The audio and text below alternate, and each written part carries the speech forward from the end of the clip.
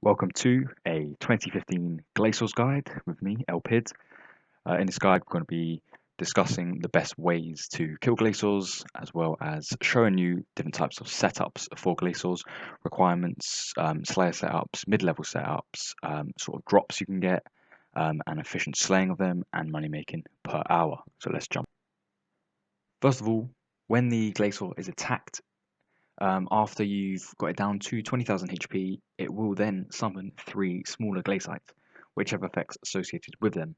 So you have your Sapping Glacite, which is the light blue one, and this will drain prayer points on hit, and this will drain about 20 prayer points per hit. Then you have the Unstable Glacite, which has a sort of explosive bar similar to the Adrenaline bar, which when it's full, it will explode, and if you're standing next to it, you will take heavy damage, around 3,000 damage or 4,000 damage. So when it fills, you just want to run a few squares away and let it explode. And then finally, you have the Enduring Glacite, which the closer it is to the Glacior, will take less damage. So you want to bring that as far away from the Glacior as possible. And all these methods I will be showing later on in this guide, especially the Enduring Glacior, which can be a bit tricky. If you lure it too far away, it will then return back to the Glacior, and you're going to have to lure it back again.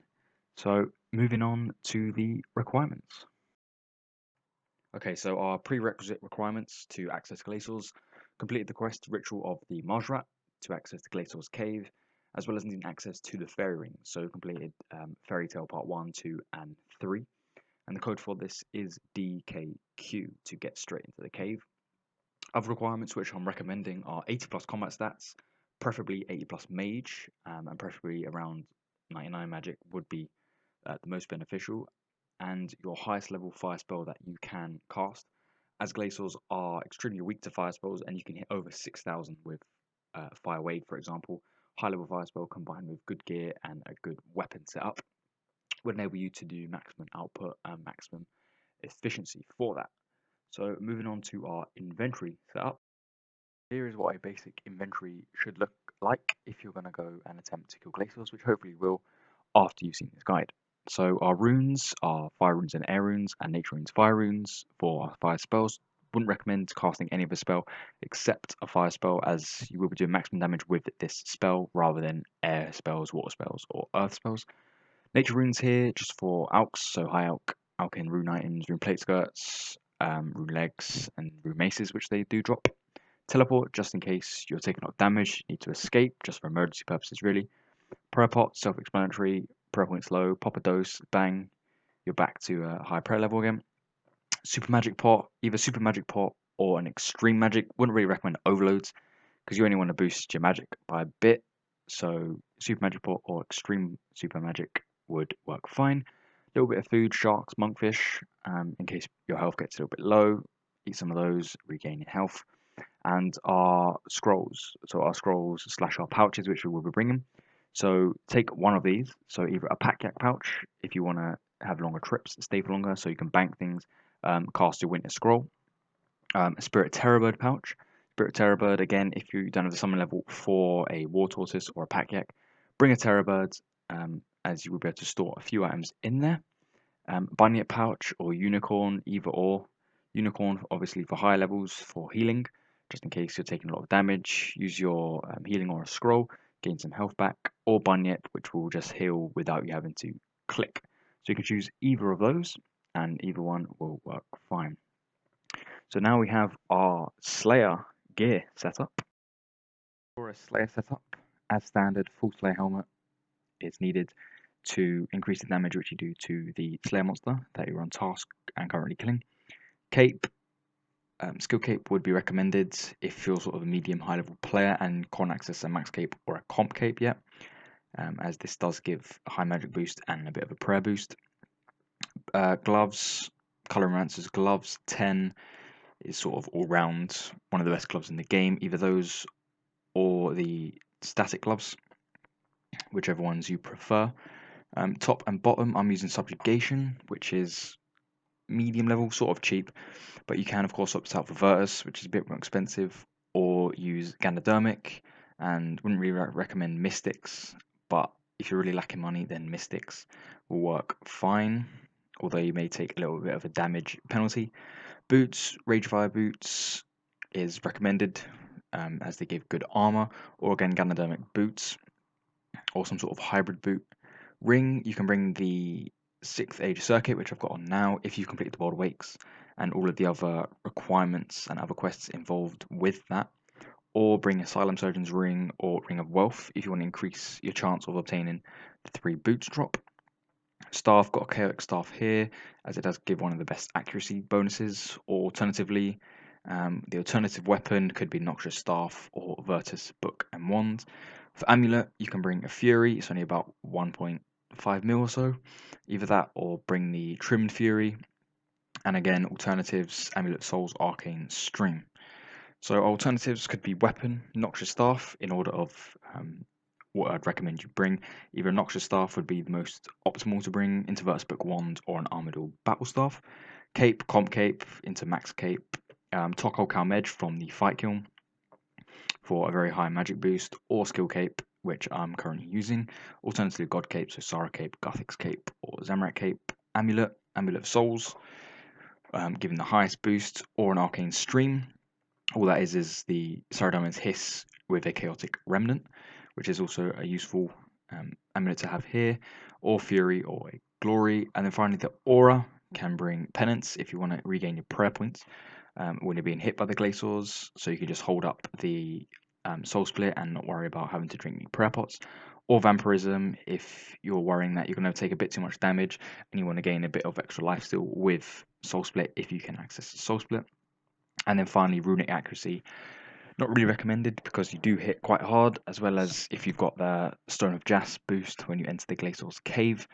So Runic Accuracy isn't really a worry, but if you want to bring an Aura and don't have Vampirism or Penance, bring Runic Accuracy. Okay, so now we have the medium level setup. Expected, it's a slight step down from the Slayer setup, so this gear will be cheaper to access, but you shouldn't be having too large of damage penalty or an accuracy penalty. So Ganodermic works just fine, as it does give a high mage bonus and decent armor and a little bit of prayer bonus. So bring Ganodermic if you can. Weapon, Armadyl Battle Staff. I know it's a little bit expensive, but either that or the Polypore Staff, which is very cheap at the moment and useful, about 1600 accuracy or so, or Staff of Light. Either of those, cheap alternatives, but nonetheless effective. For a cape, Skill Cape would be recommended, or any type of God Cape or an Ardy Cape. Amulet, Saradomin's Hiss, quite cheap as well. Fury or a Glory. And then finally for the Aura, again take any sort of Aura which would like Penance or Vampirism being the recommended setup, or you can just go with the gear setup which I have taken for the mid-level. Just before we get into the Glacior's location, there are a few unique or notable drops that they do possess. So we've obviously got the 3 boots, which is the main attraction for killing them. So we've got Ragefire, Glaven, and Steadfast boots. Steadfast being the most expensive, followed by the Glaven, and followed by the Ragefire. So Steadfast at the moment are around 13 mil, 13 to 14 mil. So it's worthwhile to kill them, although all 3 boots are very rare drops. A few other notable drops, Armadyl Shards. They drop these quite frequently and commonly. So Armadyl Shards, you combine 100 of these with a Battle Staff to create the Armadyl Battle Staff. So there's a bit of money to be made there. Other things like Alkaballs, just a few rune items, rune plate skirts, as I've mentioned earlier. And they do drop elite clues as well as hard clue scrolls. And also notably is their good Crimson Charm drop rate and Blue Charm drop rate, which is also a good attraction, as the Blue Charms are useful for high level summoning and for getting faster summoning XP. So on to how to get there and how to kill them efficiently. So once you've got all your gear set up and you're locked and loaded, ready to go, what you're going to do is use a fairy ring. So one of the fairy ring locations, which is easily accessible to all, is the Edgeville fairy ring right here. If we use this one, it takes us straight into Xanaris, where we'll then use the fairy ring code DKQ to get to Glacors, DKQ here, Glacors Cave. Alternatively, if you only Tokul Zo, you can use this to teleport straight to the fight caves with that. And from here, you just want to run a little bit north and use the fairy ring here.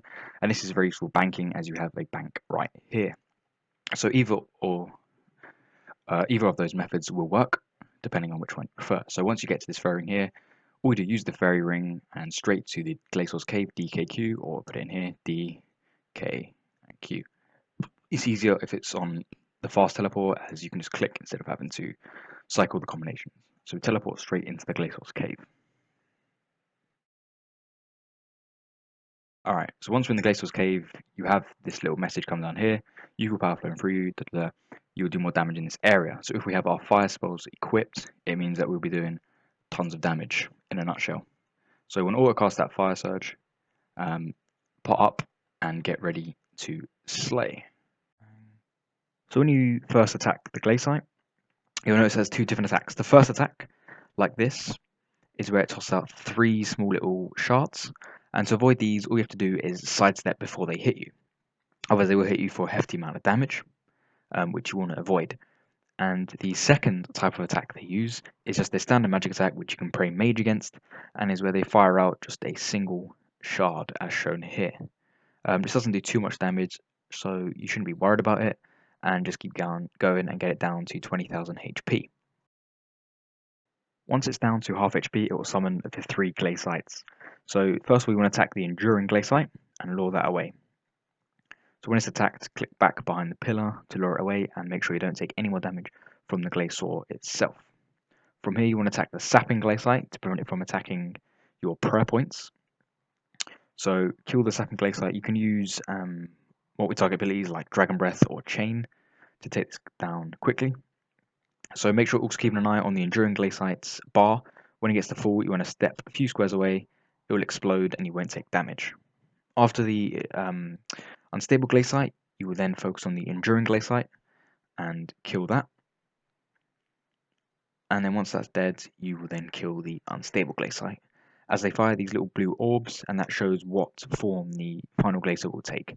So you want it to take on the Unstable form, as this will enable you to do the most damage to it.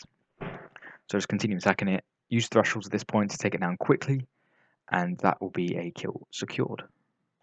A final attack the Glacor can use is a freeze attack.